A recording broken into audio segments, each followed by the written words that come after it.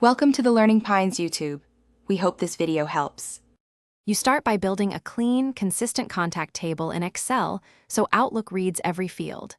Enter first name, last name, email, and any custom columns you need. Once done, remove formulas and formatting to avoid import errors. Save the sheet as CSV UTF-8 so characters transfer correctly. Doing this now prevents mismatched fields later and speeds import. Make sure email addresses are valid and unique so your messages route properly.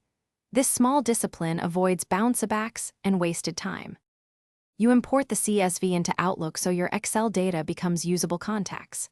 In Outlook, use File right arrow open and export right arrow import/export, pick CSV, and choose an existing contacts folder as the destination.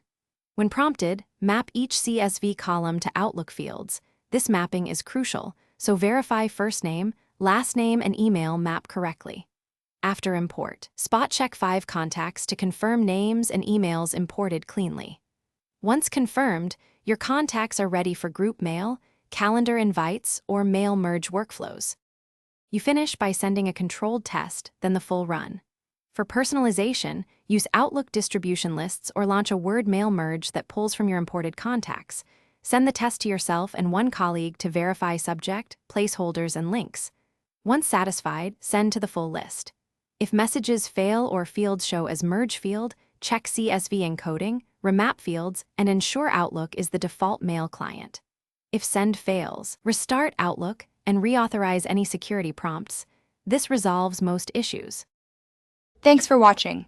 Consider subscribing if we helped you.